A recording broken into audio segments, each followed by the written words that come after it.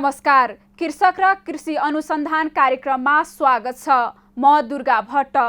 कृषि अनुसन्धान परिषद नारसँगको सहकार्यमा किसानको खेत बारीमै पुगेर बाली नाली बारे सही सूचना दिने, बाली लगाउने तरिका बारे जानकारी दिन सम्बन्धित विज्ञसँगको प्रत्यक्ष संवाद मार्फत किसानका समस्या समाधान गर्ने यो कार्यक्रमको उद्देश्य हो। कृषकलाई आधुनिक प्रविधि प्रयोगसँग जोड्न र कृषिलाई थप यान्त्रिकरणमा रूपान्तरण गर्न कृषक र कृषि अनुसन्धान कार्यक्रमले जोड दिँदै आएको छ। आज हामी गत शनिबार नेपाल प्रवेश गरेको सलह किराको विषयमा कार्यक्रम तयार पारेका छौं। बारा जिल्लाबाट प्रवेश गरेको सलह किरा अहिले किसानको टाउको दुखाइको विषय बनेको छ। सुरुमा सलह किरा बारे तयार पारेको यो रिपोर्ट हेरौं।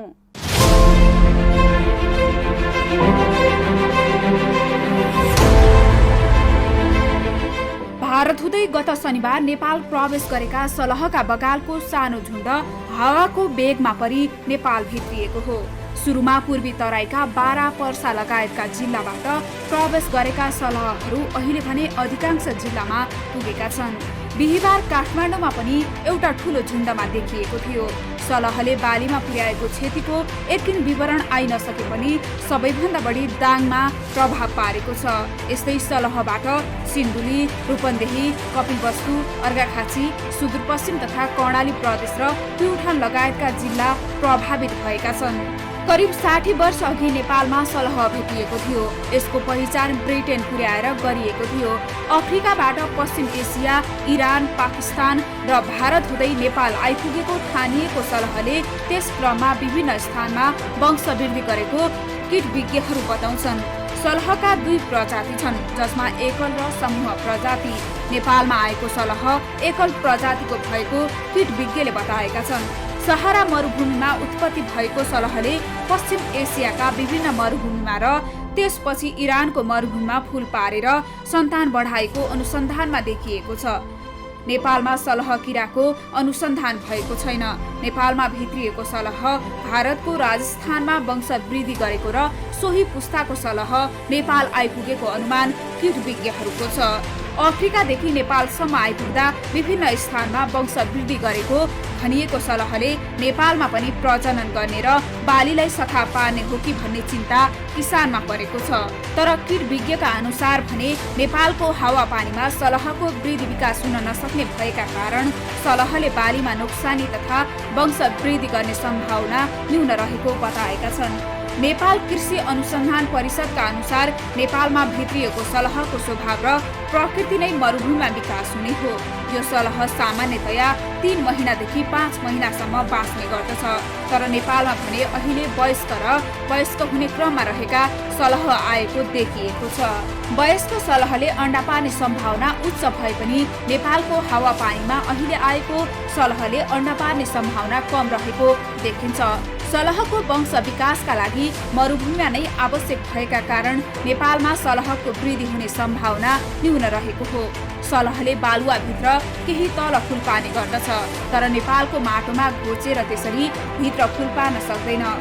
सलह नेपालमा प्रवेश गर्दा यहाँको मनसुन जारी भएका कारण पनि मरुभूमि सलहले वंशवृद्धि गर्ने र जीवनचक्र चलाउने सम्भावना न्यून रहेको हो। नेपालमा अहिले पानी परिरहेकाले सलहको बगाल पनि तितर बितर हुने गरेको छ।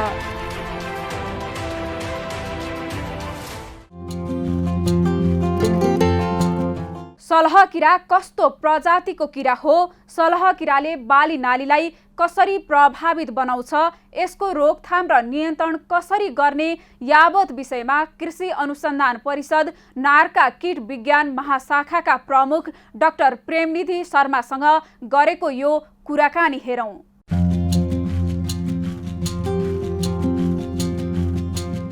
अब सलह भनेको यो फटेङ्ग्रा परिवारभित्रकै एक प्रकारको फटेङ्ग्रा प्रजातिको किरा हो। यो सलहहरू पनि विभिन्न प्रकारका सलह हुन्छन् हैन। अमेरिकी सलह हुन्छ, अस्ट्रेलियन सलह हुन्छ, मरुभूमिको सलह हुन्छ। यिनी सलहहरूमध्ये सबभन्दा हानिकारक, बढी क्षति गर्ने सलह भनेको मरुभूमिकै सलह हो। र यसको मरुभूमिको सलहको वैज्ञानिक नाम सिस्टोसर्का ग्रिगारिया हो र यसको यो फटेङ्ग्रोको 3वटा जीवनको 3वटा अवस्था हुन्छ, फुल, बच्चा र माउ वयस्क। यो पोथी फटेङ्ग्राले सलह फटेङ्ग्राले यो ओसिलो बलौटे जमिन पनि 4-5 सेन्टिमिटर तल कोसाको आकारमा फुल पार्दछन् र एउटा कोसामा 80 देखि 100वटासम्म फुलहरू हुन्छन् र 10-15 दिनपछि फुलबाट बच्चाहरू निस्कन्छन् र बच्चाहरू 4-5 हप्ता लगभग 1 महिनामा वयस्क अवस्थामा आउँछन् र वयस्क पनि 2 प्रकारका वयस्क हुन्छन्, एउटा अपरिपक्व वयस्क र अर्को परिपक्व वयस्क।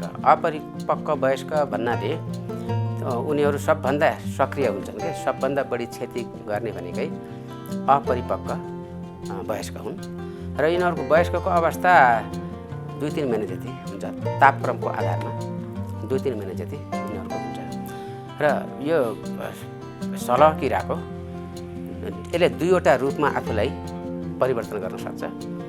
एउटा एकल प्रवृत्तिमा रहने किसिमको स्वभाव हो र अर्को हो समूहमा रहनेको प्रवृत्ति। अनि एउटै किसिमको सलहले आफूलाई अवस्था अनुसार, वातावरण अनुसार चाहिँ 2वटा रूपमा परिवर्तन गर्न सक्छ र एकल प्रवृत्तिको त्यो रूपमा त्यो सलह क्रिया, एकल प्रवृत्तिको सलह क्रिया चाहिँ कम हानिकारक हुन्छ र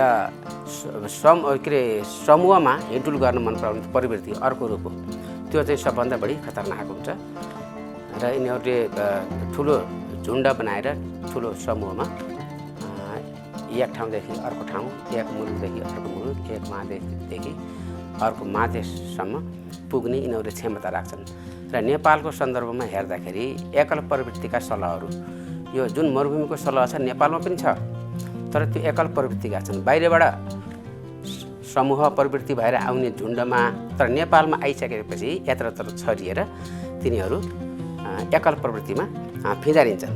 यसले चाहिँ यो बाली ऊ बाली भन्दैन, यसले जुनसुकै वनस्पतिलाई यसले खान सक्ने क्षमता राख्छ भन्नाले अब जङ्गलमा भएका रुख पातहरू, अब घाँस पातहरू, त्यसपछि बाली नाली, फलफुल, तरकारी, यसले त्यसले छान्दैन, जुन जे पायो त्यही खाइदिन्छ। हरियाली भएपछि यसलाई यो चाहिँ के छ भने जुनसुकै हरियालीमा छरिने के र अरू प्रकारका किराहरू छन् नि, अरू प्रकारका किराहरूले विशेष बाली, विशेष वनस्पति छान्दछन् भने यसले केही छान्दैन, जे पायो जे भेटायो त्यसैले खाइदिन्छ।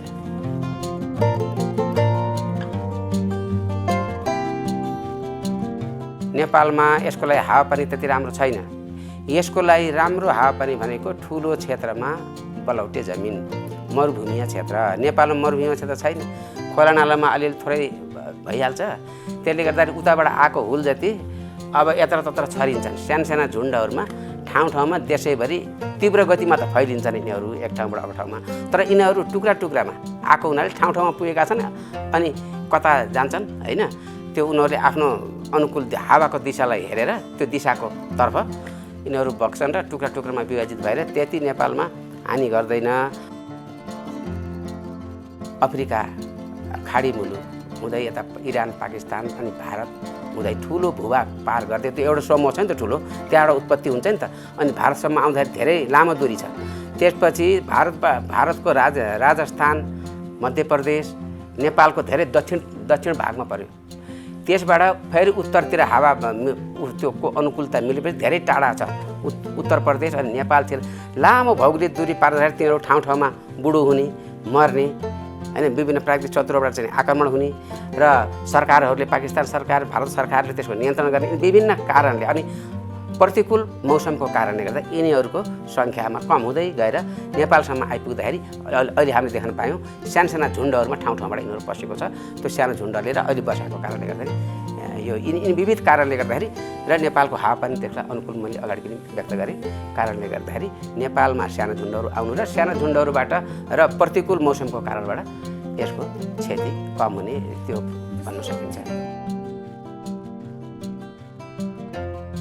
क्षति यसको त के छ अध्ययन हुनु जरुरी छ। जस्तो विदेशको सन्दर्भमा अध्ययन भएका छन् है, यो पनि एउटा अनुमान वैज्ञानिक अनुमान गर्ने कुरा हो। किनभने यसको ठुलो झुन्ड हुन्छ, त्यो आकारको ठुलो झुन्डको लागि त्यसको चाहिँ क्षति कति भयो भन्ने कुरो ठुलो क्षेत्रमा लिने कुराहरू हो। र नेपाल अब यसको चाहिँ क्षतिको कुरा गर्दाखेरि यसले आफ्नो तौल बराबरको वनस्पति एक दिनमै खान सक्ने, एक दिनलाई खर्च हुने चिजको यिनीहरूले एक दिनमै नोक्सान गर्ने भन्ने कुराहरू भए एउटा क्षतिको आकलन गर्दाखेरि। अब अरू क्षेत्र यो कति क्षेत्रले क्षति गर्यो, कुन कुन बाली क्षेत्र गर्यो, यिनी कुराहरूको विस्तृत रूपमा नेपालमा अध्ययन भएको छैन। र अब किनभने अब धेरै लामो दशकदेखि कहिलेकाहीँ आउने भएको भएर पनि होला त्यसको क्षतिको आकलन गर्न सकिएको छैन र भएको छैन। र यसले क्षति गर्ने भनेको मैले भने यसले अनुकूल वातावरण पर्यो भने बाली नाली फलफुल तरकारी आफू अगाडि भएको चिज व्यापक रूपमा यसले क्षति गर्छ। र यसको परिणाम भनेको चाहिँ नि भुकमरी अनिकाल खाद्य सङ्कट हुने हो। तर नेपालमा त्यो अवस्था आउँदैन जस्तो लाग्छ, त्यो आउँदैन भन्छु मैले चाहिँ भन्दाखेरि होइन। यो अफ्रिका मुलुकहरूमा त्यस्तो अवस्था भएको छ। त्यो पुरा सलहले चाहिँ बाली नाली खत्तम गरेर त्यसपछि बसाइसराईसम्म पनि भएका कुराहरू छन्। चाहिँ नियन्त्रणको लागि सरल रूपमा के छ भन्दाखेरि 4-5वटा विषादीहरूको त्यहाँ सिफारिस गरेको छ।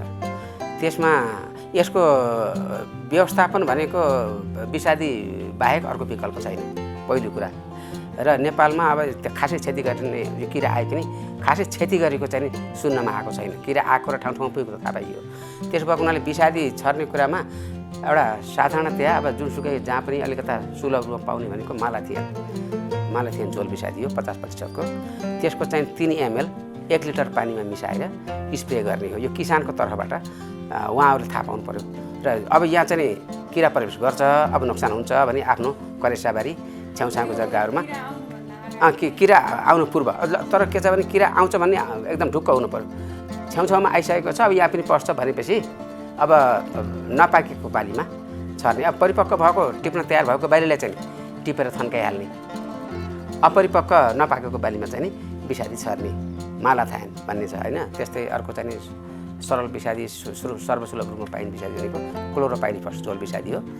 यो चाहिँ 2 मिलिलिटर प्रति लिटर पानीको दरले छरेर गर्न सकिन्छ। तर यो विषादी हो, विषादीको माध्यमबाट गर्ने तरिका।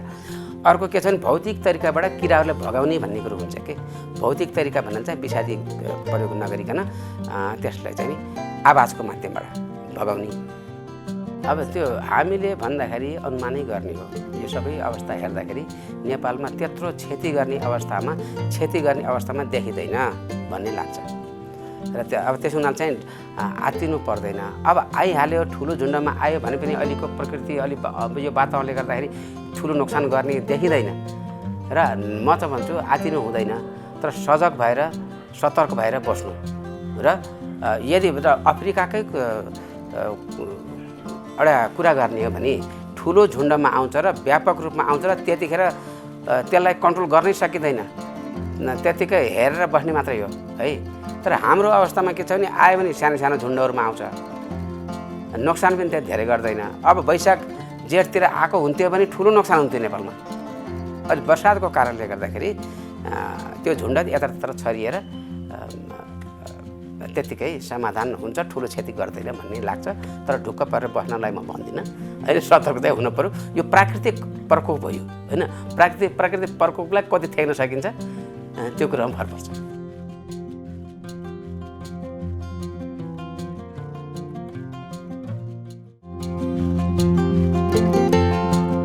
सलह किरा लाखौं वा करोडौंको संख्यामा हुन्छन्। जहाँ गए पनि एकैचोटि समूहमै हुर्र उडेर जाने भएकोले जहाँ जुनसुकै बालीमा पसे पनि यदि नधबाएको खण्डमा सखा बनाउन कुनै समय नै लाग्दैन।